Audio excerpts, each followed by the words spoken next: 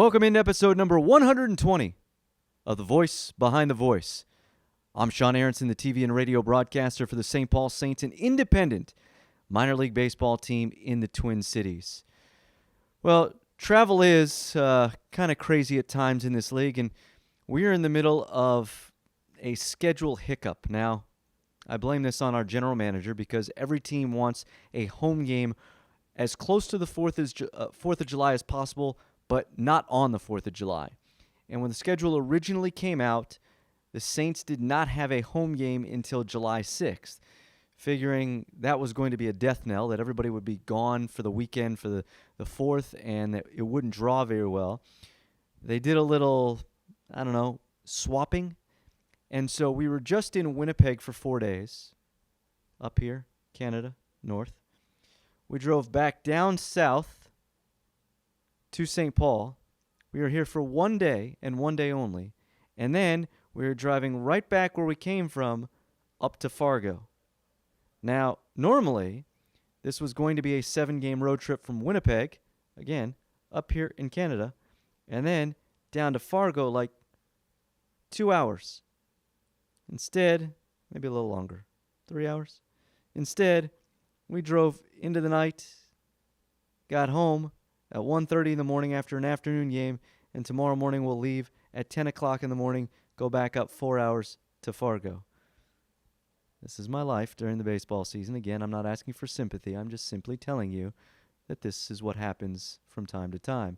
It's the only time I can ever remember in my 12 years that we played one home game. Now, it happened in the Florida State League all the time because teams were close to each other, so you'd play one at home, one on the road, but you'd travel 90 minutes to go do that.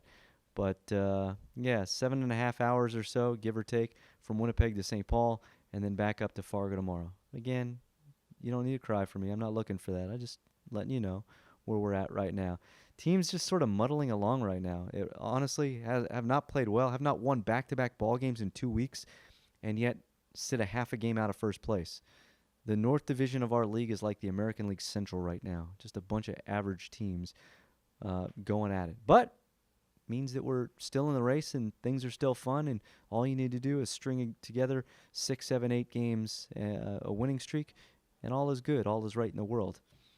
By the way, we were on the bus yesterday coming back from Winnipeg, and I'm doing work, and that's usually what I do on the bus, is I'm doing game notes or press releases or whatever it is.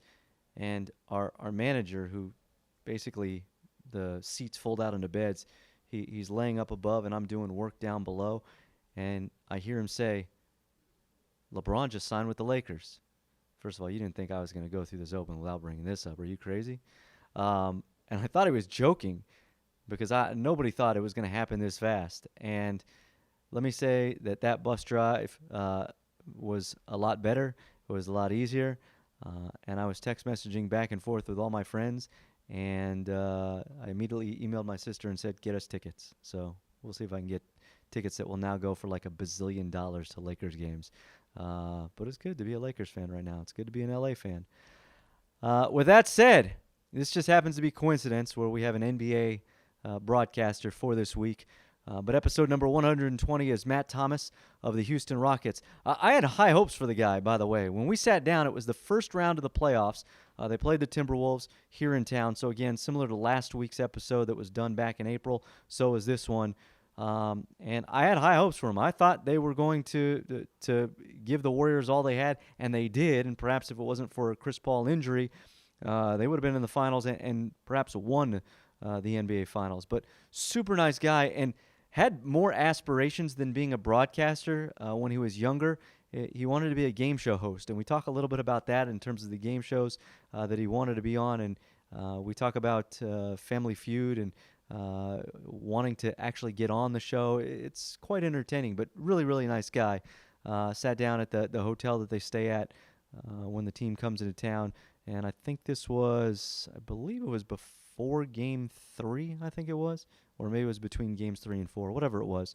Really nice guy, and spoiler alert, they went on to beat the Minnesota Timberwolves in the first round of the playoffs.